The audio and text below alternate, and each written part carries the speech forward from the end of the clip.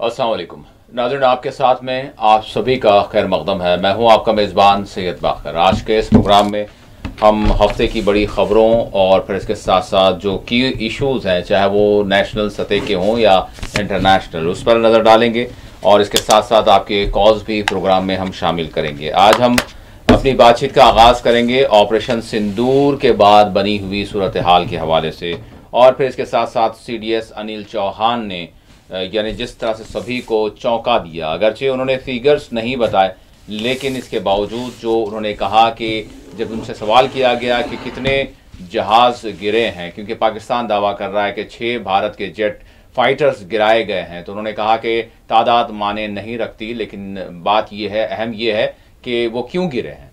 तो यानी इस पर जो है बहस छिड़ी हुई है, हम भी इस पर बात करेंगे। और इसके साथ साथ अरकान पार्लिमान कुल जमाती मुख्तलिफ पार्टियों के जो अरकान पार्लिमान हैं वो बैरून ममालिक दौरे पर हैं, और उन्होंने हम ये कह सकते हैं कि मुख्तलिफ ममालिक का दौरा करते हुए दुनिया को ये बात बताने की पूरी अपनी जानिब से कोशिश की कि भारत दहशतगर्दी से किस तरह से मुतासिर है और पाकिस्तान किस तरह से दहशतगर्दी का जिम्मेदार है। इस पर हम बात करेंगे। और इसके साथ साथ मानसून की जो क़ब्ल अज़ वक्त जो आमद हुई है इस पर, और इसके साथ साथ कोविड के जो केसेस मुल्क में एक मरतबा फिर सामने आने लगे हैं, यहाँ तक कि एक शख्स की मौत की भी इत्तला मौसूल हुई है, रिपोर्ट है।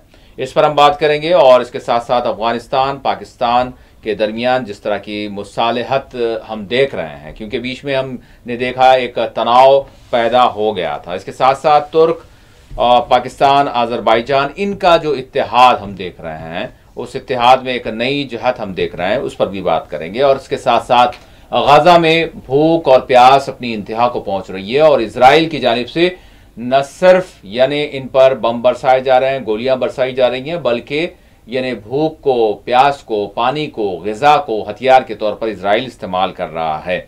और इसकी इंतहा ये भी है कि जो ग़िज़ा लेने के लिए, इमदाद लेने के लिए जो आने वाले मासूम बेकसूर लोग हैं, कितनी इंतहा की बात है, कितनी दरिंदगी की बात है कि उन पर तक फायरिंग और बमबारी इजराइल की जानिब से की जाती है और की जा रही है।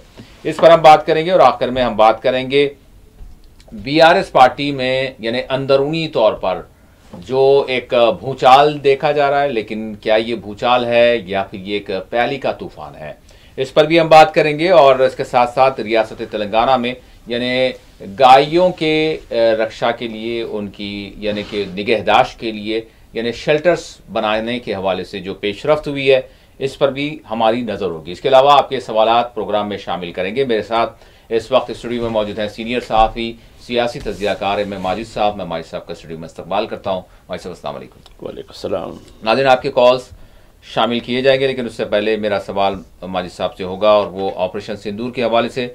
और चूँकि अब सिर्फ़ और सिर्फ आपको ऑपरेशन सिंदूर ही नज़र आ रहा है, मतलब मुल्क के जो बड़े बड़े कायदीन हैं, एक ही अगर जुमला है तो ऑपरेशन सिंदूर है, इसके अलावा और कुछ नहीं है। ऑपरेशन सिंदूर की बस एक हमको एक ऐसा मालूम हो रहा है कि बस ये कितने दिनों तक चलेगा, यही। इसके साथ साथ लेकिन इसी दरमियान जो हमारे तीनों अफवाज के जो सरबराह हैं अनिल चौहान साहब, उनका जो बयान आया, माई साहब उसको किस तरह से देख रहे हैं? एयर चीफ मार्शल का जो बयान आया उसको किस तरह से देख रहे हैं? और इस दरमियान तमाम अरकान पार्लिमान बैरून मुल्क दौरा करते हुए मुल्क के मौक़िफ़ को किस तरह से रख रहे हैं? इस मामले को, इस हवाले से क्या कहेंगे माई साहब? बहुत बहुत शुक्रिया। आपने सवाल किया, फिर सप्लीमेंट भी किया इसके साथ। शायद मुझे 1 घंटा भी लगेगा इतना लंबा, मगर मैं चूँकि कई एक इश्यूज़ हैं, फिर हमारे नाजरीन हमें कॉल भी करते हैं, तो मैं बिल्कुल इख्तिसार से आपकी बात करना चाहता हूँ। ऑपरेशन सिंदूर सिर्फ लेस दैन 72 आवर्स जी, बिल्कुल मुख्तसर सा ऑपरेशन हुआ है। तो खैर जो भी हो, लेकिन इसमें जो बात हुई कि ऑपरेशन सिंदूर को बिल्कुल एक पोलिटिसाइज भी किया जा रहा है, यानी उसका फ़ायदा उठाने के लिए तिरंगे यात्रा निकाली जा रही हैं, जो ruling party Bharatiya Janata party की तरफ से बड़ी कामयाबी के तौर पर इसको पेश किया जा रहा है। लेकिन जैसा अभी आपने देखा सांग्रीला डायलॉग सिंगापुर में, और उनके कल हमारे जो चीफ ऑफ डिफेंस स्टाफ है CDS कहते हैं, अनिल चौहान, जनरल अनिल चौहान, उनका जो खुलासा, आप पूरा इंटरव्यू देखिए, बाज़ अखबार हैं उसका पूरा इंटरव्यू दिया है, ख़ासकर जो कौमी अखबार हैं और बैनुल अक़वामी अखबार हैं, सिंगापुर के अखबार हैं, बल्कि बाज़ मगरिब के अखबार ने भी इस इंटरव्यू को नुमाया किया, इसलिए कि अभी तक हुकूमत हिंद की तरफ से ऑपरेशन सिंदूर के 72 आवर्स में क्या हुआ क्या नहीं हुआ उसका कोई खुलासा नहीं किया गया। तो एक खुलासा सामने आया है और ये कई एक झूठ भी सामने आई है इसके अंदर जी। यानी जो खुलासा किया गया, पहले कहा कि भाई कुछ नहीं हुआ, लेकिन अब ये तस्दीक हो गई कि हाँ हमारे तैयारे गिरे हैं। क्यों गिरे हैं?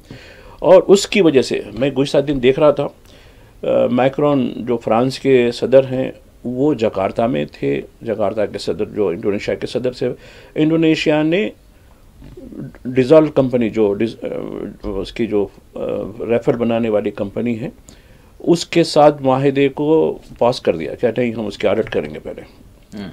खैर वो शेयर गिरने की बात अलग है। तो लेकिन तो ये बहुत बड़ा, तो फ्रांस के सदर गए वहाँ, कहा कि नहीं आप कुछ ना कुछ है और हम कोशिश कर रहे हैं कि आखिर क्या वजह हुई कि हमारा इतना बड़ा जो है सोफिस्टिकेटेड अल्ट्रा मॉडर्न वगैरह ये कैसे हुआ, हिंदुस्तान ने क्यों परफॉर्म नहीं कर पाया। तो खैर ये एक बैनुल अक़वामी ख़बर बन गई है जी। अब ये सिंगापुर से जो हमारे CDS की जो बात हुई है उसमें उन्होंने कहा ठीक है तेज़ाद के बारे में कहा कि झूठ है, लेकिन नंबर नहीं बताया उन्होंने। तो खैर मसलहत की बात है। दूसरी और एक पहलू और एक है, हमारे मीडिया के रोल के बारे में भी उन्होंने कमेंट किया है जी। कि खैर कहा कि ख़बरें सही नहीं होती जो बताई जाती हैं, ग्राउंड की सिचुएशन अलग होती है, लेकिन बाज़ वक़्त वो मीडिया की ख़बरों से हमें भी कन्फ्यूजन हो जाता है जी। यानी हम तो इनपुट्स देते हैं और उसके लिहाज से देखिए आप पूरा इंटरव्यू देखिए। और दूसरी बात, जहाँ तक आपने बैरून दौरे की भी बात की, मैं बिल्कुल इख्तिसार में कर रहा हूँ कि यकीनन 7 टीमें हमारी अरकान पार्लियामेंट के, जिसमें अपोजिशन के अरकान नुमाया तौर पर, जिसमें बैरिस्टर ओवैसी, शशि थरूर, कन्नी मोजी, अभिषेक बनर्जी और सुप्रिया सोले, ये एक बड़े जो अपोजिशन के कायदीन हैं, उनसे हटकर भी और भी कायदीन हैं, ये बहुत नुमाया तौर पर इनके दौरे हुए हैं, वहाँ दौरे हो रहे हैं और मुल्क के अंदर वज़ीर आज़म की रैलियाँ जलसे हो रहे हैं। एक अजीब नक्शा है। अब सिंदूर बांटने की बात हो रही है, फिर देखिए कल हमने कहा भोपाल में हज़ारों सिंदूरी साड़ियाँ यानी सिंदूर के रंग की साड़ियाँ तकसीम की गई। वो जलसे से, वो एक बड़ा पब्लिक मीटिंग से भी जो है वज़ीर आज़म ने खिताब किया। तो ये क्या मामला है? फ़ौज महाज पे लड़ रही है, अपोजिशन के लोग पूरी तरीके से हुकूमत के मुल्क की मुदाफ़ियत में दौरे कर रहे हैं और ये साहब अपनी सियासी दुकान समेटने में लगे हुए हैं। तो इसके बारे में हमको सोचना चाहिए। जी, हमारे साथ शायद गालिबन पहले कॉलर जुड़ चुके हैं। मैं पैनल से चाहूँगा कि थोड़ा स्टूडियो में देखें। अस्सलाम वालेकुम। मैं पैनल से चाहूँगा कि यहाँ पर थोड़ा सा आकर देख लें स्टूडियो में। बहरहाल कॉल तो हम लेंगे ज़रूर। मैं सब जानना चाहूँगा मानसून की क़ब्ल अज़ वक्त जो आमद हुई है, इस हवाले से आप क्या कहेंगे, और फिर कोविड के केसेस भी जो सामने आए हैं। देखिए, मानसून सबसे पहले केरला में आता है हर साल, मई की 28 से 1 जून तक आता है जी। उसके बाद धीरे धीरे ये शुमाल दक्कन की तरफ बढ़ता है, दक्कन से शुमाल की तरफ बढ़ता है। इस तरीके से ये तकरीबन 40 दिन लगाता पूरे मुल्क को कवर करने के लिए। लेकिन इस मरतबा मानसून 22 मई को आ चुका है, यानी काफ़ी हद तक 10-12 दिन पहले आ चुका है। और इसकी वजह से कई एक चीज़ें हुई हैं, कई एक मसाइल भी पैदा हुए हैं, क्योंकि किसान जो होते हैं वो मानसून का ऑनसेट जब होता है, उसका शुरुआत होती है, उससे पहले बीज बोल लेते हैं। अब ये जो मामला होता है मानसून से पहले फसलों की कटाई का होता है जी। तो थोड़ा सा ये लोगों में मुश्किलात हुई किसानों की, चूँकि हमारे किसान ज़्यादातर कुदरत की बारिश पर ही निसार करते हैं ज़्यादा। ठीक है, डैम नहरें वगैरह का जाल बिछाया गया है, लेकिन वो उतना सफिशेंट, मतलब उतना नाकाफ़ी होता है। तो ये इसकी वजह से। और एक जो है ये इब्तिदाई में इस शिद्दत की बारिश, आप देखिए इस वक्त महाराष्ट्र, गुजरात काफ़ी मुतासिर है, गोवा, दक्षिण कर्नाटका, तेलंगाना, केरला, तमिलनाडु के जो है साउथ और ईस्टर्न तमिलनाडु, ये काफ़ी बड़े मुतासिर हैं। बल्कि इसका जो असर हुआ है वो नॉर्थ ईस्ट तक भी चले गए। अब आसाम में बाढ़ है, देखिए आसाम में इस हद तक बाढ़ है कि लोग बड़े परेशान हैं पूरी तरीके से। वहाँ किश्तियाँ भी चलाई जा रही हैं बस्तियों के लोगों को बचाने के लिए। तो ये एक और इसका कॉशन दिया गया, महकमे मौसमियात की तरफ से जो हमारा इंटरनेशनल फोरम भी है जो दुनिया के मौसम के बारे में, कहा कि हिंदुस्तान में मानसून बहुत पहले आ जाएगा। लेकिन सरकारें तो बस बैठी हुई हैं, सिंदूर के ऊपर हो या किसी और इशू पे हो, ठीक है ये अच्छी बात है, ठीक है मुल्क की दिफा, लेकिन अंदरूनी तौर पर जो कुछ हो रहा है, अब अभी कई हलाकतें हुई जी, कर्नाटक में, महाराष्ट्र में, गुजरात में, तेलंगाना में कई हलाकतें हुई हैं, बेंगलुरु देखिए वैसा भी हुआ। तो मैं समझता हूँ, और दूसरी बात आपने कोरोना केसेस, यकीनन कोरोना के केसेस में इजाफा हुआ है इसलिए कि मानसून की पहली आमद और उसके अलावा कोरोना की एक नई वर्जन JN1 बढ़ के आई है जी, ये वेरिएंट है, इसकी एक कस्म है जो उसमें वही अलामतें होती हैं जैसा खांसी, ज़ुकाम, नज़ला, बुखार।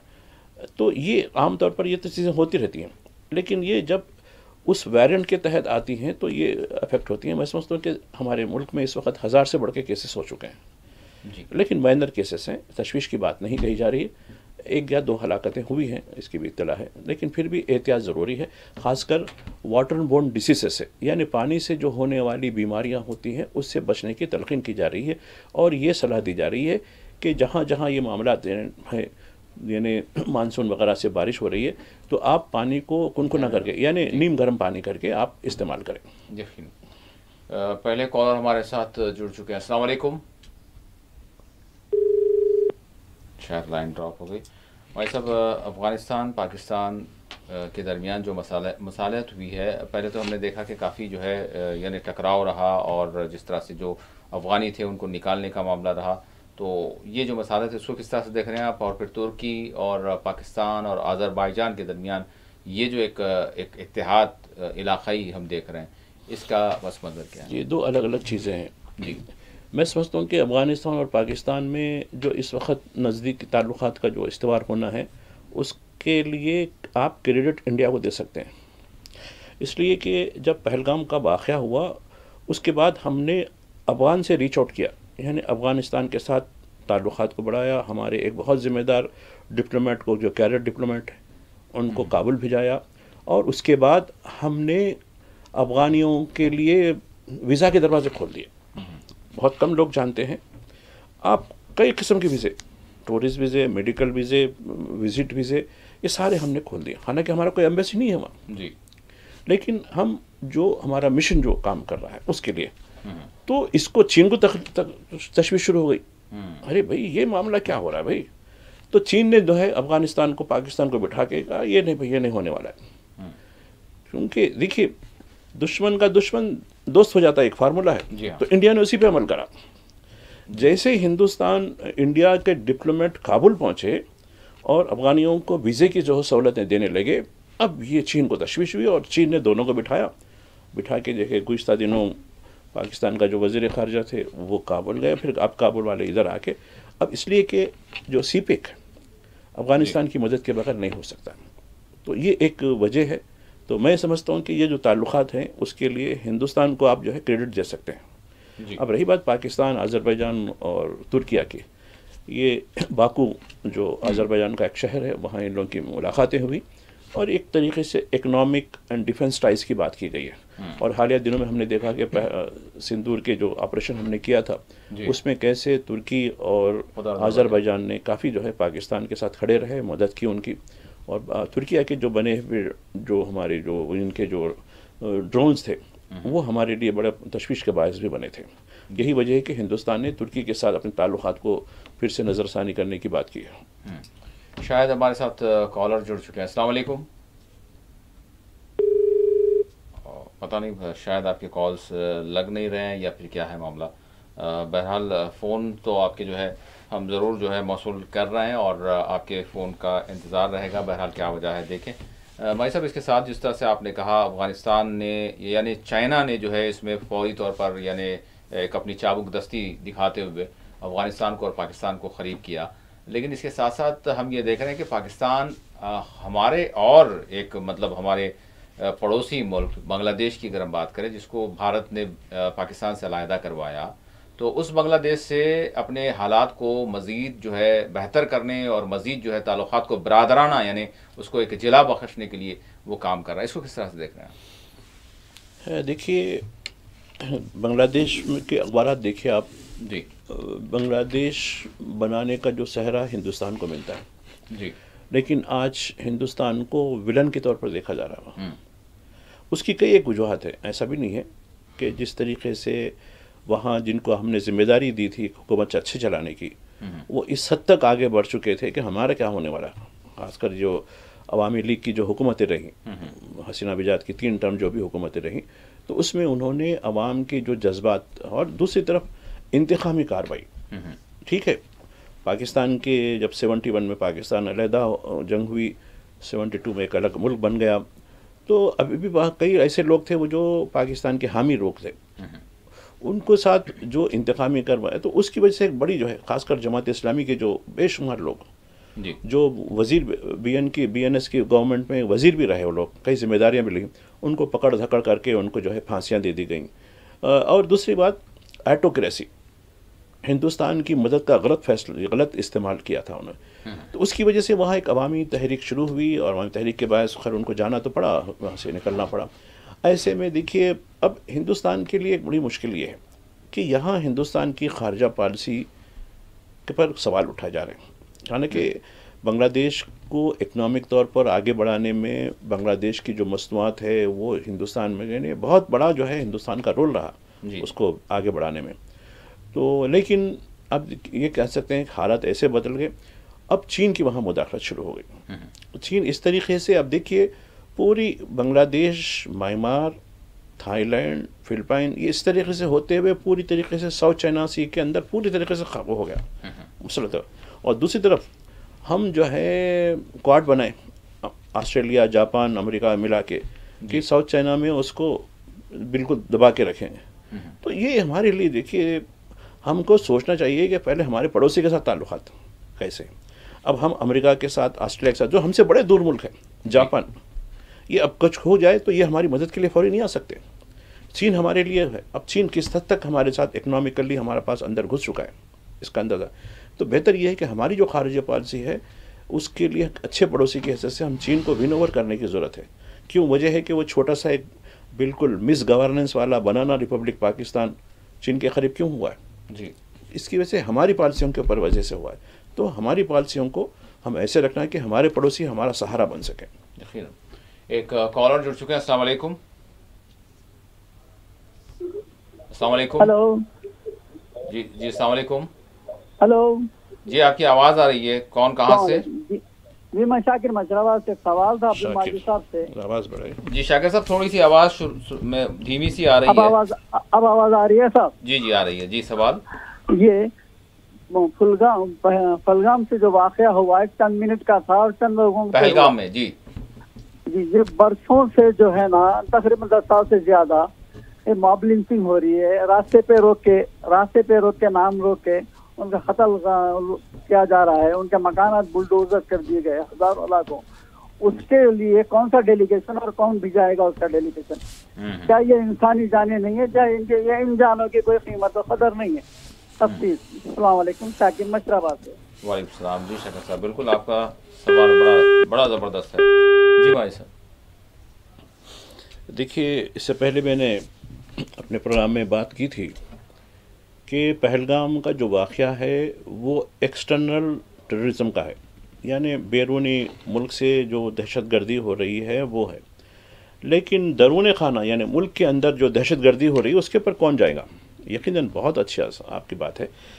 तो इस पर क्या होगा? अब आप देखिए 15 दिन का एक, मैं तो खैर अब इसके बाद तो काफ़ी इजाफा हुआ है। ह्यूमन राइट्स की जो तंजीम है उसने 22 अप्रैल से लेके 10 मई तक एक बनाया, एक शेड्यूल टाइम बनाया। उसमें तारीख़, वक्त, मुकाम और इसमें क्या क्या हुआ 184 टेबल आया, पब्लिक में भी आया, वो अखबारों में भी आया। उसमें बताया कि किस तरीके से 23 अप्रैल को कहाँ मुकामात पे किस तरीके से मारा गया, किस तरीके से जो है ख़ासकर उत्तराखंड, उत्तर प्रदेश, गुजरात, महाराष्ट्र, इन इलाक़ों में काफ़ी हद तक जो है सोशल बाइकआउट किया गया। यानी गांव के बाहर लिख दिया गया, शहर के बाहर लिख दिया, यहाँ किसी मुसलमान का दाखिला मना है, इनसे ख़रीदी नहीं करें, इनके यहाँ से मकान खाली करें। और बल्कि बुलडोज़र भी चलाए गए, खानी, और ये यानी जो अथॉरिटीज़ है उससे हटकर लोग अपने हाथों में कानून लेने लगे। भयानक 184 की बात है। उसके बाद के वाक़यात मैं आपको बताता हूँ। अलीगढ़ में वाक़या हुआ, देखिए अभी 4 लोग अभी भी ज़िंदगी और मौत की कश्मकश में है। इस हद तक है, हर चीज़ वैलिड, कागज़ वैलिड, हर चीज़ वैलिड, और उन पर भी FIR। शर्म आनी चाहिए। गुजरात में 24 अप्रैल को 1500 से ज़्यादा लोगों को पूरी तरीके से बड़ी तशहीर हुई। हम अखबार में हम भी करें, हमारे अखबार के प्रोग्राम में हमने भी बात की। अरे देखो बांग्लादेश के लोग, इतने लोग हैं यहाँ, अहमदाबाद में, सूरत में, अहमदाबाद की बात कर रहा हूँ, सूरत और राजकोट की बात तो खैर अलग है जी। ये लोग हैं, ये बांग्लादेशी है, मुल्क के लिए ख़तरा फला है, बल्कि पेश किए। जब उनके डॉक्यूमेंट की वेरिफिकेशन हुई, उसमें से 96% सबके पास वैलिड डॉक्यूमेंट मिले, कुछ लोगों के पास डॉक्यूमेंट नहीं है जी। यानी 1500 में से 1470 या 1480 के पास डॉक्यूमेंट निकले। कोई झारखंड का है, कोई आसाम का है, कोई वेस्ट बंगाल का है, कोई बिहार के इलाके का है। अरे ये क्या हो गया? ये मजदूर लोग हैं, वो भी कई सालों से रहते आ रहे हैं। हो गया। उसके बाद क्या हुआ है, हफ्ता पहले की बात है, 8000 मकानों को डिमोलिश कर दिया गया। जब ये कोर्ट से कहा गया भाई ये बिना किसी वजह के हमारे करे, कोर्ट में क्या एफिडेविट दाखिल किया गया, ये मुल्क के लिए सिक्योरिटी का मसला है। पहलगाम वाक़या और ऑपरेशन सिंदूर के हवाले से हमने ये इक़दाम लिया है, सिक्योरिटी के लिए ख़तरा है।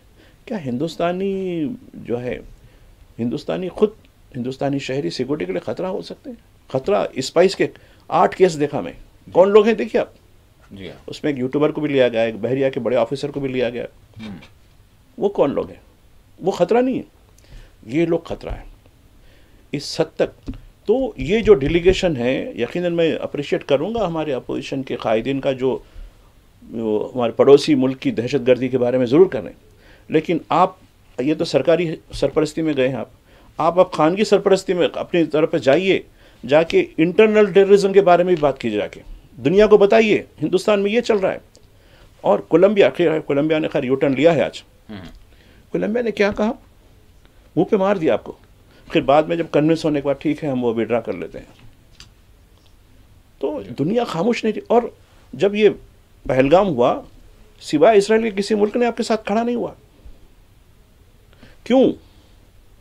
उनको मालूम है कि इंटरनल टेररिज्म चल रहा है यहाँ, और आज भी चल रहा है। आज हम बात कर रहे हैं उत्तर प्रदेश, उत्तराखंड में डिमोलिशन चल रहा है अभी, अब मैं जिस वक्त बात कर रहा हूँ जी। एक और कॉलर जुड़ चुके हैं। अस्सलाम वालेकुम।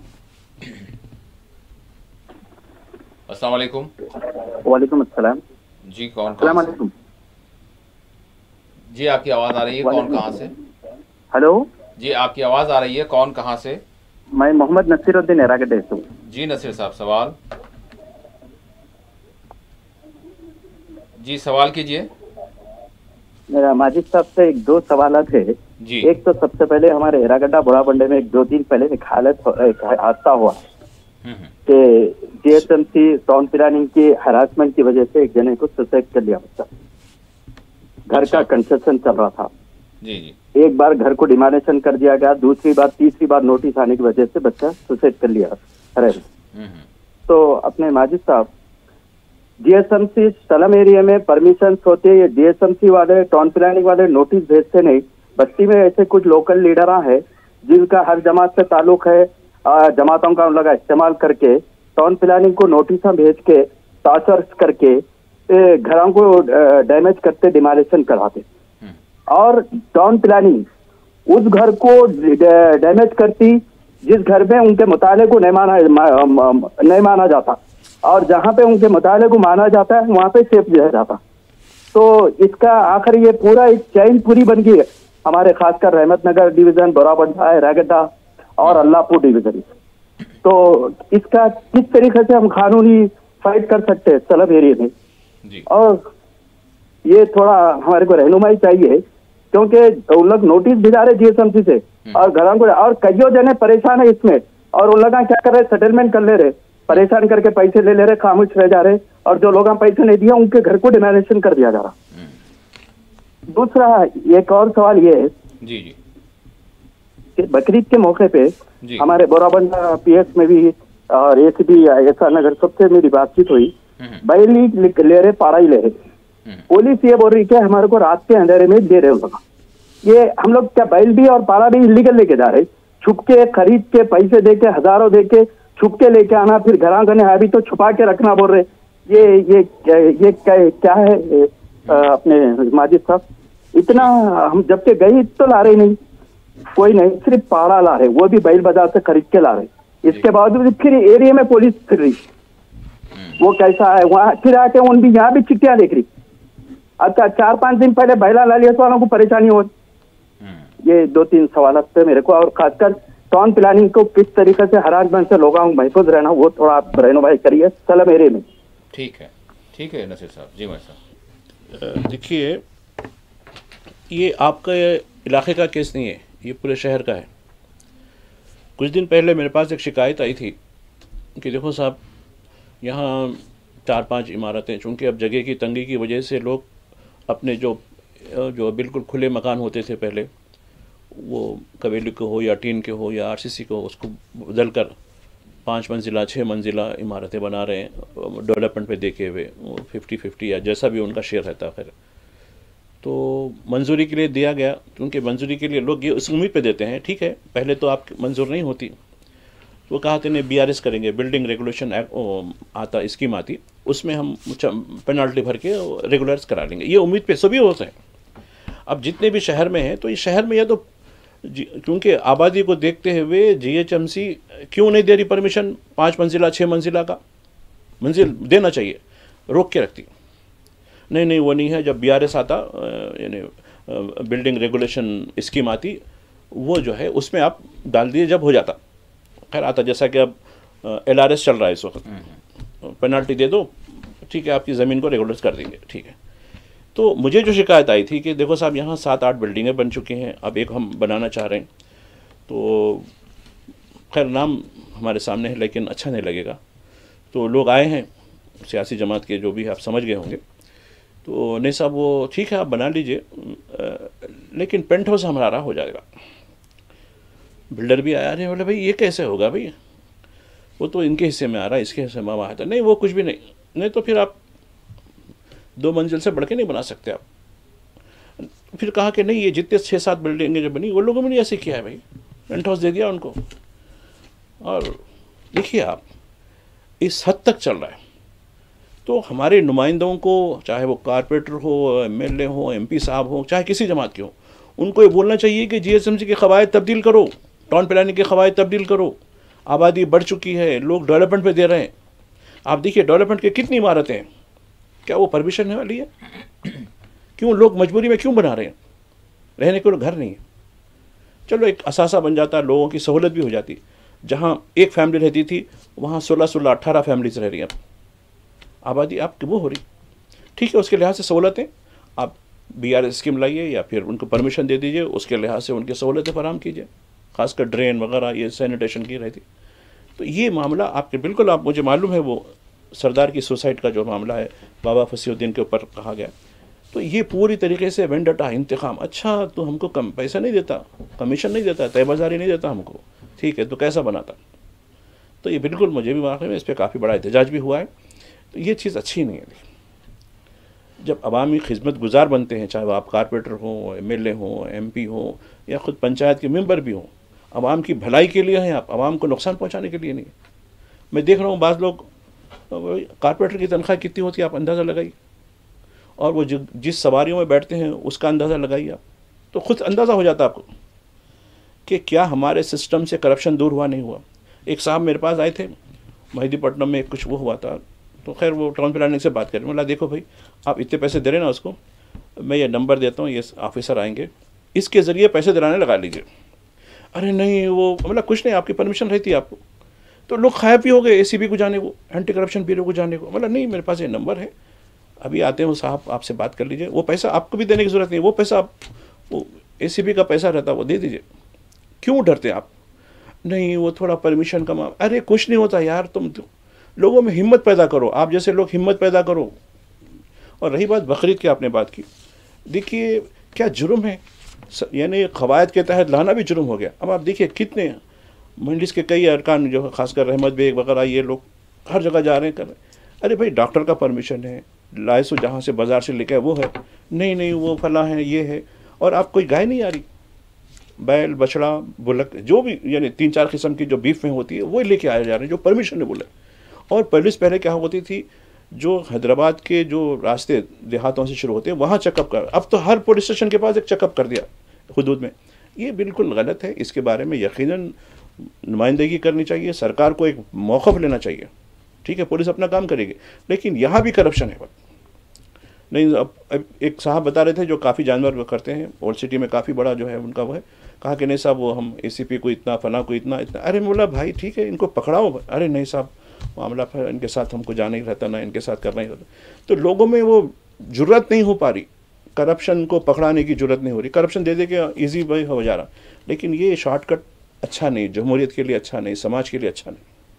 तो इसी के लिए बहरहाल एक ब्रेक लेंगे, लेकिन भाई साहब एक बात तजावीज़ इस दरमियान यानी अवामी डोमेन में भी लोगों में भी रही, वो ये कि आप एक 2 साल 3 साल छोड़ दें, बिल्कुल बड़ा जो जानवर है वो भी लेना ही छोड़ दें, तो फिर देखें फिर इसका नतीजा क्या होगा। हो सकता है अगर करें सब मिलकर ठान कर अगर करें तो फिर पता चलेगा। बिल्कुल मन ना लें, उसकी कुर्बानी ना करें, कोई बात नहीं है। आप जो कुर्बानी करते हैं छोटे जानवर छोटा नहीं कर लें, कोई बात नहीं है, तब इनको पता चलेगा कि जो है वाकई जो है इसका क्या असर होगा। एक छोटा सा ब्रेक लेंगे, ब्रेक के बाद दोबारा हाजिर होंगे।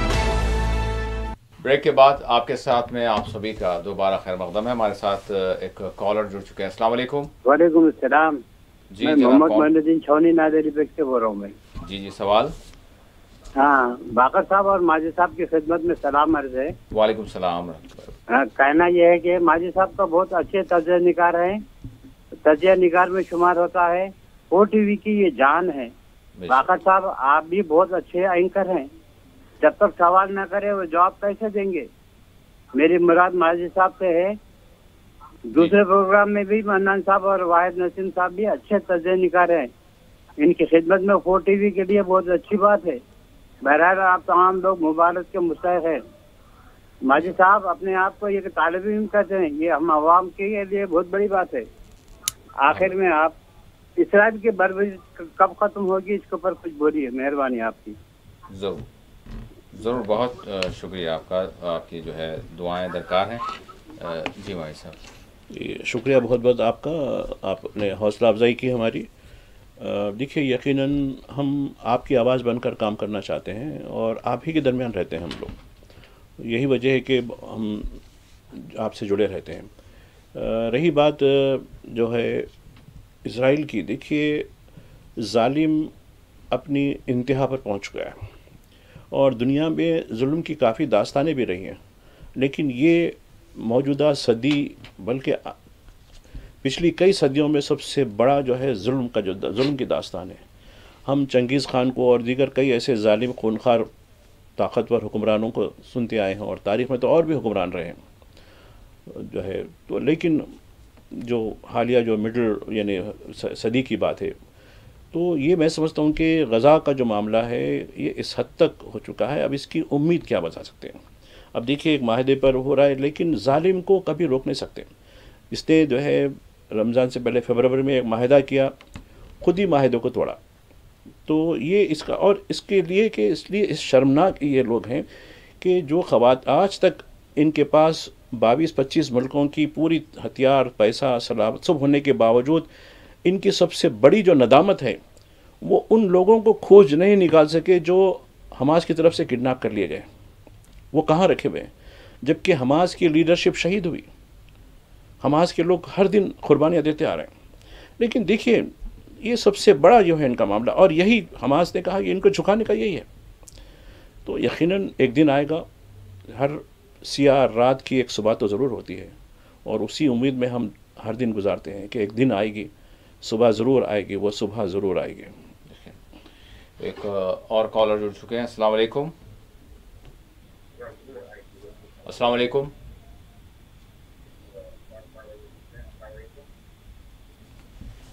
अस्सलाम वालेकुम। वालेकुम सलाम व रहमतुल्लाहि व बरकातहू। जी कौन कहाँ से? थोड़ी सी आवाज़ आपकी धीमी आ रही है, थोड़ा सा लाउडली जोर से बोलें। जी ऐलान कर रहे थे। जी आप सवाल जी आवाज़ आपकी अभी अभी अभी कुर्बानी के ताल्लुक से जो ऐलान कर रहे थे आप, आपका जो मशवरा था। जी जी जी, आपका नाम? मशवरा जो दिया आप, जी जी, बहुत बेहतर है। इसी बार ऐलान कर दीजिए कि आइंदा वो बड़े जानवर नहीं लिए जाएंगे। ऐलान करवाइए, मजलिस को बोलिए, असद साहब को बोलिए जी, और पूरी तवज्जो के साथ आइंदा एक भी बैल न खरीदना चाहिए कोई। जी, यकीन ये इस बात की ज़रूरत है भाई साहब। यकीन आम लोगों में से भी बहुत सारी जो है यही बात की गई कि भाई आप 1-2 साल तो ऐलान कर दिए और बाज़ाब्ता जो यानी तंजीमें हैं, जो मुस्लिम रहनुमा है, उनकी जानिब से अगर ये ऐलान हो जाएगा तो फिर पता चलेगा। अभी देखिए तेलंगाना में भी एक शेड है जो बैल गाय वगैरह के रखने के लिए जी, सही मेंटेनेंस नहीं होने की वजह से 50 से ज़्यादा मर गए। जी हाँ, 50 से ज़्यादा मर गए, जबकि 400 की गुंजाइश थी, 1100 रखे जा रहे थे वहाँ पर। और सुनिए, और उसके लिए सरकारी इमदाद मिलती है, NGOs की इमदाद मिलती है, मुख्तलिफ मठों की इमदाद मिलती है। ये सारे लोग खा जा रहे पैसे बैल के नाम पे और उन लोगों को भूखा रख रहे हैं। तो ये, और उत्तर प्रदेश में अब वहाँ तो खैर गाय बैल बछड़ा ये सभी तो है, सिर्फ भैंस की वहाँ इजाज़त है। तो खैर भैंस के नाम पे जो कुछ हो रहा है वो आप हालिया दिनों में आपने देखा होगा, लेकिन उसकी वजह से सांड का एक बड़ा प्रॉब्लम हो गया। अक्सर मुझे कुछ वीडियोस आते हैं कि किसान रात में वो बड़े टार्च ले लेके पूरा जो है घूमते रहते हैं कि किसान जो है अपने खेत की हिफाजत करने के लिए। अरे भाई ये क्यों हो रहा है? चोरों से? अरे चोर नहीं साहब, ये सांड जो है, यानी बैल जो बदमस्त बैल को सांड कहते हैं। जी जी, ये आकर तबाह कर देते हैं पूरा। और गुज़िश्ता इलेक्शन में आप खुद PM ने वादा किया था ये सांड का बहुत बड़ा मसला है, हम इसको वो कर देंगे। क्या करते हैं यार आप? 22 के इलेक्शन में जो स्टेट इलेक्शन हुआ था ना असेंबली का, जी जी, नहीं कर सकते ये लोग। इस हद तक हो चुका है कि लोग बेजार हो गए। आप जाइए कभी, उत्तर प्रदेश बड़ा रियासत है, वहाँ किसी भी शहर में जाके थोड़ा कंट्री साइड यानी मतलब शहर से हटकर जाइए, इवन शहरों में जी हाँ, रास्तों में किस हद तक आप सही तौर पे नहीं जा सकते। आपकी गाड़ी को 10 किलोमीटर के अंदर ही ले आना पड़ता है, क्योंकि बैठे रहते बैल, हटा नहीं सकते, गाय बैठी रहती। और एक बात ये हो गई कि गाय के नहीं करने से किसान कितने परेशान हैं। कुछ अर्सा पहले हमें किसानों से बात कर रहे थे, कहा कि भाई हम जो गाय हमारी होती है या बैल हमारा होता है वो अनइकोनॉमिकल हो जाता है, यानी दूध देना बंद कर देते हैं या मंडी में हमारे को चलाना बंद हो जाता है, उसको हम फ़रोख्त करके उससे नया बैल ख़रीदते हैं या नया जानवर ख़रीदते हैं। या कभी ऐसा होता है कि हमारे घर में कोई शादी ब्याह होती है तो वो पैसों से उसको बेचकर हम बिटिया की शादी करते हैं। अब इतने परेशान कई ऐसे किसान हैं जो नहीं करने की वजह से सुसाइड कर लिए। आपको अंदाज़ा है? जाइए, ज़रूर जाइए, फिर उसने आपने जो धैर्य रखी उसके बाद सुसाइड के जो कितने केसेस होंगे उसका अंदाज़ा नहीं कर सकते आप। तो यकीनन एक अच्छी तजवीज़ ज़रूर है, लेकिन देखिए इस पर क्या होता है। जी, एक और कॉलर जुड़ चुके हैं। अस्सलाम वालेकुम। अस्सलाम वालेकुम। वालेकुम सलाम। जी जनाब, कौन कहाँ से? जी मैं ये पूछने का था, ये जो राजीव जी युवा विकास संबल के भाई जो लोन की स्कीम है ये, उसके लिए मैं अप्लाई किया था। फिर जब पेपर आए वार्ड ऑफिस में सबमिट करना बोले तो पेपर वार्ड ऑफिस में सबमिट भी करे थे, लेकिन कॉल आ रहा बोले भाई हम लोग कुछ भी नहीं आया कॉल वगैरह। तो क्या है इसके बारे में पूछने का था। ठीक है जी भाई साहब। राजू हुआ इसके, जी हाँ, लोन के हवाले से। हाँ, देखिए अभी आपको जो है आपके डॉक्यूमेंट बिल्कुल सही हैं तो वेरिफिकेशन होता, और ये ऑनगोइंग स्कीम है, ये वन टाइम की स्कीम नहीं है, ऑनगोइंग स्कीम है। इसमें आप नहीं है तो परजवानी में आप साइट पर जाकर चेक कीजिए या फिर एक रिमाइंडर डालिए, क्योंकि इसके ज़रिए आपको जिस पेशे से आप जो इन्वेस्टमेंट करना चाह रहे हैं उस पेशे की तरबियत भी दी जा रही है। और आपकी अच्छी स्कीम है। मैं खैर सरकार की कई कमियां भी हैं, लेकिन ये स्कीम की मैं अप्रिशिएट इसलिए करूँगा, इससे ये होगा कि नौजवान सेल्फ एम्प्लॉयड होगा, ना सिर्फ सेल्फ एम्प्लॉयड होगा, कुछ अरसे के बाद वो अपने साथ और भी लोगों को रोज़गार फराहम कर सकता है। तो पहले तो ये आपको तरबियत दी जाएंगी, तरबियत के साथ साथ इन्वेस्टमेंट लगाया जाएगा और इसको पैसे वापस करने की भी ज़रूरत नहीं है आपको। तो ये एक अच्छी स्कीम है।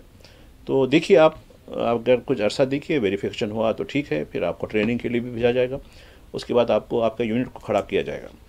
तो नहीं होने की सूरत में परजावानी की एक अच्छी स्कीम ज़रूर है। खैर परजावानी में बेशुमार दरख्वास्तें हैं, वहाँ भी कुछ शिकायतें आ रही हैं, लेकिन फिर भी एक चैनल ओपन है, विंडो ओपन है आपका कि वहाँ अपनी शिकायत, अपनी जो भी मसाइल हैं वो आप जो है वहाँ तक, सरकार तक, हुकाम तक पहुँचा सकते हैं। देखिए एक और कॉलर जुड़ चुके हैं। अस्सलाम वालेकुम। अस्सलाम वालेकुम।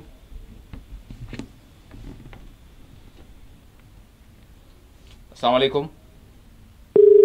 लाइन ड्रॉप हो गई। माजी साहब, साथ ही साथ जिस तरह से सवाल इजराइल के मजालिम के हवाले से भी, और हमने भी जिक्र किया कि गाज़ा में भूख को, प्यास को, ग़िज़ा को जो है इस्तेमाल कर रहा है हथियार के तौर पर इजराइल, और यानी ग़िज़ा हासिल करने वालों पर भी फायरिंग की जा रही है। देखिए 1 मार्च से अभी तक, यानी 3-4 दिन पहले तक भी ग़िज़ा की तरसील पर पाबंदी लगा दी गई थी। सैकड़ों ट्रक रफ़ा के बॉर्डर पर ठहरे हुए थे, लेकिन अलाउ नहीं किया गया। एक प्रेशर डेवलप हुआ, ख़ासकर यूरोपीय यूनियन का और कुछ मुल्कों का, कम से कम ग़िज़ा तो दीजिए ना। तो ठीक है, ग़िज़ा महदूद तौर पर खोला गया। जब ग़िज़ा लेने लोग पहुँचे तो उन पर फायरिंग कर दी गई। और आज का वाक़या, सुबह का वाक़या है, सुबह में जब लोग वहाँ ले गए तो 30 लोगों को शहीद कर दिया गया और बेशुमार लोग ज़ख्मी हैं। ये कहाँ का इंसाफ है? ये कोई हमास के जंगजू नहीं है, आम, और इसमें ज़्यादातर बच्चे और औरतें हैं ग़िज़ा लेने के लिए, कोई नौजवान भी नहीं है वो। तो ये जालिम, ये क़ातिल और दुनिया तमाशा, ये कल बयानबाजी से कुछ होने वाला नहीं है। चाहे तैयब अर्दगान बयान दो या कोई और बयान दो, इससे कुछ होने वाला नहीं है। जब तक जालिम को शिकंजे में नहीं ला जा सकता, उसका हाथ नहीं पकड़ा जा सकता, ये बयानबाजी से सुनने वाला नहीं है। सुने, इसको जो है नहले को दहला की ज़रूरत होती है, जब ये आगे सुधरेगा। ये एक कॉलर जुड़ चुके हैं। अस्सलाम वालेकुम। अस्सलाम वालेकुम। वालेकुम अस्सलाम। जी जनाब, कौन कहाँ से? जी साहब, मेरा नाम अहमद है, मैं बहादुरपुर से बात कर रहा हूँ। जी अहमद साहब, सवाल? जी माजिद साहब को सलाम। साहब मेरा एक 2 सवाल है यहाँ पे। अभी हाल ही में हम देखते हैं कि हिंदुस्तान की जंग के हालात हो गए थे पाकिस्तान से जी, और हमने एक अच्छा सा ऑपरेशन भी किया है और वो लोग को अच्छा सा सबक भी सिखाया है हमारी आर्मी ने जी। और जैसे कि हम देखते हैं कि हमारे सदर साहब जो है एक्सपोज करते हैं पाकिस्तान का चेहरा वो जालिमों का, कि वो लोग मीन्स इंटरनेशनल फ्रंट पे जाते हैं और उनसे डिस्कस करते हैं। मैं ये भी चाहता हूँ कि जैसा हमारा जो एक्सटर्नल टेररिज्म एक्सपोज हुआ है, पाकिस्तान को जिस तरीके से हमने एक्सपोज किया है, why can't be expose internal terrorism जो हमारे पास मॉब लिंचिंग के नाम पे अभी हाल ही में आपने देखा है कि 4 लोगों को मारा गया है, पीटा गया है। ये कब बंद होगा साहब? हमेशा हम वो होता है कि हम इसकी निंदा कर देते हैं कि अरे वहाँ ये हो गया है, वो ऐसा हो जाएगा, एक्शन लिया जाएगा, लेकिन ये खत्म क्यों नहीं हो रहा है? और इसकी मेन वजह अगर खत्म नहीं होनी कि ये अगर आरएसएस, वीएसपी, बजरंग दल है तो फिर इनके ऊपर पाबंदियां क्यों नहीं लगती है? इसके लिए कोई पिटिशन डाला क्यों नहीं जाता है? तो ये मेरे सवाल थे सर। जी जी जरूर माजिद साहब, इस सवाल से जो है जी बहुत शुक्रिया आपका। यकीनन अहमद साहब, आपने बहुत ही एक नफ्स को देखा है आपने। हम भी वही बात कर रहे थे, इब्तिदा में भी हमारी ये बात हो रही थी खबरें जाने से पहले भी, कि ठीक है भाई, आप अपोजिशन कायदीन को ऊपर सामने पेश करते हैं, मुल्क के बाहर सूरत हाल को पेश करने के लिए, पड़ोस की जो दहशतगर्दी की जो सिचुएशन है, तो यकीनन बात अच्छी है, लेकिन आपके पास तो मुल्क के अंदर बोलने वाले बहुत हैं ना। हालिया दिनों में एक विजय शाह भी निकला है, देखिए कैसी बात करता था। योगी आदित्यनाथ है, कैसी बात करता था, उनको भेजना चाहिए था आपको। हेमंत बिस्वा शर्मा है, वो कैसी बात करता है, उसको भेजना चाहिए था। ये लोगों क्यों भिजाया आपने? शशि थरूर क्यों भिजाया? असदुद्दीन ओवैसी को क्यों भिजाया? सुप्रिया सोले को क्यों भिजाया? अभिषेक बनर्जी को क्यों भिजाया? और कुनी मुंजी को क्यों भिजाया आपने? इनको भेजना था ना। ये टीम बहुत अच्छी रहती थी, मुल्क के बाहर बहुत अच्छा बात कर सकते थे लोग। तुम में ये कोई ऐसा आदमी नहीं है जो घर के अंदर तो शेर है, आप घर के बाहर बताइए शेर। कैसे असदुद्दीन ओवैसी ने शेर का रोल अदा किया? ऐसे कमज़ोर निकम्मे घर के अंदर जो है मेंढकों की तरह, कुएं के मेंढक जो अपनी ताकत के ज़रिए, इक़्तिदार के ज़रिए मज़लूमों को कुचलते हैं, उनके घरों को बुलडोज़र से उड़ाते हैं। यकीनन एक नौबत आ जाएगी। आज हम बाहर के मुल्कों की जो है टेररिज्म के ख़िलाफ़ बात कर रहे हैं और हमको ये पूरा हक़ है कि हम ये इंटरनल टेररिज्म के बारे में बात करें, इनको बेनिकाब करें, चाहे वो बुलडोज़र की जस्टिस के नाम पे हो या लिंचिंग के नाम पे हो या किसी और उन्वान से हो। ये बर्दाश्त होने वाला नहीं है। दस्तूर की धिज्जियाँ उड़ाते हुए सरकारी सरपरस्त में। अब देखिए, आपने जिस वाक़े का जिक्र किया अभी हालिया में जो हुआ है लिंचिंग का, मजलूमों के खिलाफ भी FIR नहीं वो लोग डाले, तो तुम आँख बंद करके बैठे थे, तुम्हारे सामने ही हुआ ना, ये सारे सर्टिफिकेट देखे ना, ये गोश्त कौन सा था ये। इस हद तक निकम्मी यूपी, उत्तराखंड, गुजरात, राजस्थान, महाराष्ट्र, अब तो छत्तीसगढ़ में भी शुरू हो गया। डबल इंजन से हम कुचलते हैं, इसलिए डबल इंजन कुचलने के लिए हमको, जब पटरी निकल जाएगी ना तो ये डबल गिरेंगे तुम। एक और कॉलर जुड़ चुके हैं। अस्सलाम वालेकुम। अस्सलाम वालेकुम। लाइन ड्रॉप हो गई भाई साहब। साथ ही साथ तेलंगाना के हवाले से BRS में जो जिस तरह से आप देख रहे हैं जो कुछ भी, तो इस हवाले से क्या कहेंगे? देखिए, इक़्तिदार ही सब कुछ नहीं होता सियासी जमातों के लिए। सियासी जमातों में, जमहूरियत में अपोजिशन का भी एक रोल है, लेकिन बड़ा अफसोस है कि BRS पार्टी जो 10 साल तक इक़्तिदार में रही, इक़्तिदार खोने के बाद एक अपोजिशन का रोल भी अदा नहीं कर सक रही, इस हद तक हो गई। और रस्साकशी, कशमकश, फिर 10 साल तक आप चीफ मिनिस्टर रहे, पब्लिक में आइए, फिर खैर जब पब्लिक में नहीं आए होंगे, जब सिक्योरिटी रीज़न होगा, जो भी होगा, आइए लोगों के साथ देखिए क्या 6 गारंटियाँ इन्होंने ऐलान किया था, आज 16 महीने हो गए, उस पर क्या अमल हुआ पता ही, आइए लोगों के दरमियान आइए। नहीं आते, बस काफ़ी दौलत। आप देखिए इलेक्टोरल बॉन्ड्स में बीजेपी के बाद नंबर 2 यही है। इतना पैसा क्यों कलेक्ट किया आपने, किसके लिए कलेक्ट किया? पार्टी फंड किसके काम पे आता है? कितने 100 करोड़ रुपया है ये, कैसा लिया आपने? ऐसे लिया। तो अब इसकी कशमकश, पैसों की कशमकश, रस्साकुशी, जानशीनी, मैं हूँगा, भाई होंगी, बहन होंगी, तो ये सिचुएशन हो गई है। तो इससे कुछ होने वाला नहीं है, बल्कि ये मामला आप देखिए, ठीक है, कविता जिनका जो उनकी बेटी है KCR की, ठीक है, आवाम से जुड़ी भी है, उनका भाई से उनका मामला चल रहा है, और ये रस्साकशी अजीब किस्म की है। इससे एक सही अपोजिशन का रोल नहीं कर सकते आप। एक कॉलर जुड़ चुके हैं। अस्सलाम वालेकुम। अस्सलाम वालेकुम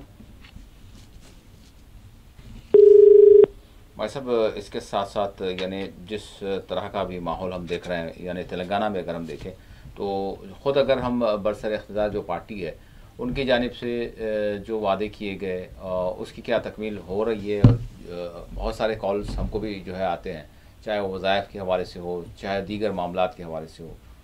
जी भाई साहब। देखिए, ज़्यादातर जो माशी तौर पर जो पसमानदा तबक़ात हैं उसमें मुसलमान, दलित, ट्राइबल और OBC के लोग हैं। ये तबक़ात हैं जो ज़्यादा, जिनको सहारे की ज़रूरत है। हुकूमत वक्त की ज़िम्मेदारी होती है कि इन तबक़ात को ऊपर उठाएं।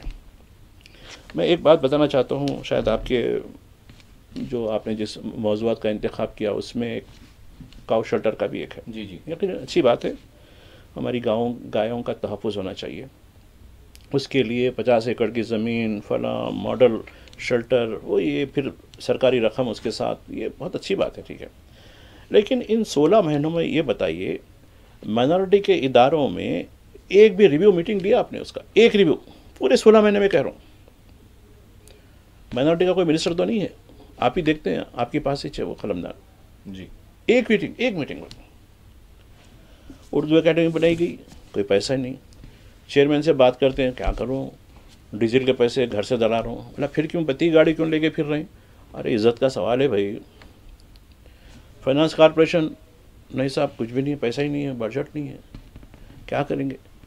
तो यानी ये 2 इदारे हैं। उसके अलावा और कई इदारे माइनॉरिटीज़ के हैं। हज कमेटी, हज का कैंप हुआ था, 2 साल के पैसे वो सप्लाई कंपनी वाले को बाकी है। आप 2 साल से नहीं, वो बजट नहीं है, इसके लिए बजट नहीं है। मिस वर्ल्ड के लिए बजट है, मिस वर्ल्ड के लिए 200 करोड़ से ज़्यादा बजट है। फिर आज फाइनल भी हुआ ना, कल रात में फाइनल भी हुआ उनका, उसके लिए बजट है। उनकी नुमाइश के लिए, उनको तोहफे देने के लिए, उनके सब करने के लिए, वो भी 1 महीने तक मेहमान नवाजी की गई जी। 109 तो ये लोग थे, उनके साथ जो अमला, उनके साथ जो दूसरे लोग, फिर जर्नलिस्ट, 500 का मेहमान नवाजी हुई हमारे, 500 से ज़्यादा लोगों की, वही प्रोटोकॉल के साथ, और पूरों को 7 स्टार 5 स्टार से कम तो कोई होटल ही नहीं थी। ये पैसे कहाँ से आए आपके पास? आप कह रहे थे स्कॉलरशिप की, पेंशन की, अरे वो तो दिया ही नहीं जा रहा है कहीं कहीं। अभी देखिए, इससे पहले रमज़ान के पीछे पड़े तो मुअज्जिन और इमाम की बड़ी मुश्किल से पैसे अभी तक तो नहीं आए। ये तो बर्खास्त कर दो ना स्कीम को, क्यों करते आप? जब आपसे नहीं होता है तो खुला बोल दीजिए लोगों के सामने, ठीक है भाई, कोई लोग आपके पास भीख नहीं मांग रहे हैं, ये उनका हक है, कोई आपको अपने जेब से नहीं दे रहे पैसे। एक कॉलर हमारे साथ जुड़ चुके हैं। अस्सलाम वालेकुम। अस्सलाम वालेकुम। सलाम जी, कौन कहाँ से? जी साहब, मैं टोलीचो के हकीमबाग से बात कर रहा हूँ। मेरा नाम शेख सिराज है। जी साहब, सवाल साहब, ये 6 महीने पहले मेरा ऑपरेशन हुआ था जी। पीएम रिलीफ फंड के बारे में बात करना। क्या के बारे में? पीएम रिलीफ फंड का जो स्कीम है। जी जी, आपका ऑपरेशन 6 महीने पहले हुआ? जी। अच्छा जी भाई साहब। देखिए, पीएम रिलीफ फंड तो नहीं है, मतलब सीएम जो है रिलीफ फंड से आपको इमदाद मिलती है। उसके लिए जिस हॉस्पिटल में आपका इलाज हुआ वो एक प्रोसीजर रहता है, वो प्रोसीजर फॉर्मेट में रहता है, वो फॉर्मेट आप लेके आप अपने किसी भी मुतालिका एमएलए या एमपी जो भी होता है उनको पेश करें। ख़ासकर दारुसलाम में तो काफ़ी हम देखते हैं बहुत से लोग ये पीएम रिलीफ फंड के चेक्स भी जारी होते हैं, तो ये लोग दाखिल करते हैं। आमतौर पर ये होता है जैसा कि आपके यहाँ 2 लाख रुपए का हुआ तो 30%, 25%, 40%, लेकिन अगर जिन्हीं ज़्यादा केस है तो उसमें थोड़ा सा आप जो है किसी से बोलने लगाए, जो हुकूमत के जो कारिंदे हैं, तो कम से कम 50% उससे ज़्यादा भी मिलता है। तो पीएम रिलीफ फंड के बारे में तो मुझे उतना मालूम नहीं है, सीएम के रिलीफ फंड के बारे में ज़रूर है। पीएम रिलीफ फंड का तरीक़ा क्या है, वो नेशनल तौर पे अगर कुछ क्लैमिटी हुई है तो वही मिलती है। ये जो इलाज वगैरह मालेजा के लिए सीएम रिलीफ फंड एक है जिससे आप इस्तेफ़ादा कर सकते हैं। भाई साहब, बकरीद के लिए महज 6 दिन जो है रह गए हैं, तो मैं आपसे जानना चाहूँगा कि आप वो जो ताजरीन हैं, क्योंकि उनके हवाले से और फिर इस दौरान ऐसे वाक़यात जो पेश आते हैं, तो उनको आप क्या कहेंगे जो जानवर इधर से उधर करते हैं, उधर से इधर करते हैं? एक चीज़ हो गई, और दूसरी चीज़ ख़ुद जो जानवर ख़रीदने वाले हैं उनके हवाले से भी, क्योंकि जिस तरह का माहौल इस वक्त बना हुआ है, यानी हम यही चाहेंगे कि किसी की जान को यानी कोई ख़तरा ना हो, और फिर साथ ही साथ जो इश्तियाल अंगेज़ी करने वाले हैं, जो शर्अंगेज़ी करने वाले हैं, उनके हवाले से मतलब हुकूमत को भी आप क्या कहना चाहेंगे, और जो तंजीमें हैं मुस्लिम, उनको भी क्या जो है एक मशवरा होगा?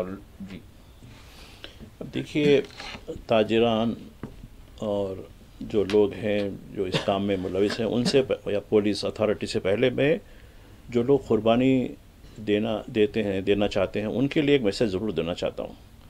आप अपनी कुर्बानी की कोई वीडियो नहीं बनाएं और ना ही उसको वायरल करें। देखिए, ये बहुत बड़ा जो है फितना पैदा हो सकता है इससे। ये कुर्बानी आप वीडियो बना के क्या खुदा के पास भेजते हैं, देखो मैं कुर्बानी दिया साहब, मेरे को जन्नत पक्की करो बोल के? ये काम ख़त्म मत करो, बिल्कुल। क्योंकि ये मैं बताना चाहता हूँ कोई नहीं लेंगे कुर्बानी की। जानवर को ज़बिया का या उसका जो भी चीड़ फाड़ मतलब जो भी होती है, ड्रेस करते हैं, मटाते हैं, उसके हिस्से बनाते हैं, ख़त्म उसकी वीडियोग्राफी नहीं करें और ना ही किसी को फैलाएं। और पुलिस में भी एक क़ानून है इसके तहत, क्योंकि पूरा जो है समाज आप लोगों के ख़िलाफ़ पड़ा हुआ है। आपकी ज़री सी नुक्स उनके लिए एक जुर्म बन जाती है, ये समझ लीजिए। अब रही बात ताजिरों के बारे में, देखिए यकीनन आप लोग यकीनन एक उम्मीद से जो है मवेशी लाते हैं ताकि उससे फ़ायदा करें, ज़रूर फ़ायदा कर रहे हैं, अच्छा नहीं है, लेकिन फ़ायदा प्रॉफिट और एक्सप्लॉयटेशन में बड़ा फ़र्क होता है। हालात को देखकर ये नहीं कर लें कि चलो हम जो है एक्सप्लॉयट कर लेंगे। यकीनन फ़ायदा कमाइए, जिस पे आपका जो भी खर्च होता है, जो भी परसेंटेज के लिहाज से कीजिए, लेकिन मैं देखता हूँ कि इस्तेसाल करने की कोशिश में आपका कहीं ना कहीं बाद में नुकसान होगा। लोग तो ख़रीदते हैं वक्त के साथ, क्योंकि वक्त ऐसा रहता है उस वक्त, तो ये चीज़ें हैं। और रही बात अथॉरिटी के साथ, आप अपने कागज़ बराबर रखें और रुश्वत ना दें। मैं देख रहा हूँ चेक पोस्टों पे इधर से उधर से पास होने के लिए, चलो ठीक है साहब, हालांकि आपके पास कागज़ रहने के बावजूद भी कुछ हो तो आपके मुताल्लिक़ा जो क़ायदीन होते हैं उनके नंबर रख लीजिए। पुलिस का जो नंबर दिया गया है पुलिस की तरफ से भी, तीनों हमारे हैदराबाद में जो 3 कमिश्नरेट हैं पुलिस के, उन तीनों ने भी अपने नंबरात दिए हैं। कि भाई हम ही चेक करेंगे जो भी हो। अगर आपको कहीं शायबा हो गया कि कोई, क्योंकि देखिए दीगर रियासतों में बेरोज़गार नौजवानों की एक फ़ौज बना दी गई है, जाओ कहीं भी किसी भी उन्वान से किसी मुसलमान को लूट लो, जा लो, हम पीछे पड़े हुए हैं, हम तो रोज़गार तो नहीं दे सकते, यही कर लो। अब अलीगढ़ में यही हुआ जी। जो भी ट्रक जाती 50,000 रुपये दो, फलां दो, ये दो, नहीं नहीं हम मैनेज कर लेते, दे दीजिए। ये काम मत कीजिए और अपनी जान की हिफाजत कीजिए। और दीगर सब और एक बात है कि सफाई का बहुत ख्याल रखना है। मैं देखता हूँ कई महलों में उस दिन कभी गुज़र होता है तो गेटों या दरवाज़ों के पास से खून बहता नज़र आता है। अच्छा दिखेगा आपको, खुद को अच्छा दिखेगा, ठीक है, दीगर तबक़ात को तो कैसा दिखेगा वो अलग सवाल है, लेकिन ख़ुद के लिए देखिए आप। जबकि आपके मज़हब में, इस्लाम में सफाई को क्या नंबर दिए गए हैं? आधा ईमान कहा गया है, आधा ईमान 50, उसको आप तर्क कर दे रहे हैं। एक कुर्बानी के लिए आप अपना आधा ईमान का सौदा कर रहे हैं। ये खून नहीं निकलना, इंतज़ाम कीजिए ऐसा कि खून सिर्फ जो है ड्रेन में जाए, या अगर मट्टी हो तो वहाँ ज़मीन खोद कर आप जो है वो करें, ऐसा नहीं करें। कुर्बानी दिखावे के लिए नहीं होती, कुर्बानी दिल से होती है। तो ये चीज़ों का भी जो है मद्देनज़र रखें। यकीनन हमारी तरफ से, और वाक़र साहब भी कहेंगे ईद की मुबारकबाद देने के लिए, चूँकि ये बहुत बड़ा जो है दिन है। ये कुर्बानी महज जानवर को दे के अपन नहीं होना है, बल्कि अपनी भी कुर्बानी, अपने नफ्स की कुर्बानी, अपने वसाइल की कुर्बानी, इसके लिए भी तैयार रहना है हमको। क्योंकि मुल्क में जिस किस्म के हालात हो रहे हैं उसमें हमें आने वाले दिनों में हमारी इस मुल्क को बचाने के लिए, इस मुल्क के दस्तूर की तहफ़्फ़ुज़ के लिए, इस मुल्क के जो जंगल राज चल रहा है उसको करने के लिए हमें आने वाले दिनों में कुर्बानी की ज़रूरत पड़ेगी। कभी पीछे नहीं हटना। आज जन्नत की कुर्बानी दे के हम उबरा नहीं हो सकते, हमारी अपनी कुर्बानियों की भी ज़रूरत होगी, चाहे वो नफ्स की कुर्बानी हो, माल की कुर्बानी हो, या किसी अपनी ज़ात की कुर्बानी हो। तो यही बात है मेरी। शुक्रिया आपका। बहुत शुक्रिया माई साहब, आपने वक्त दिया। नाज़रीन, इसी के साथ खुसूसी प्रोग्राम आपके साथ यहीं अख्ताम को पहुँचता है। अल्लाह हाफ़िज़।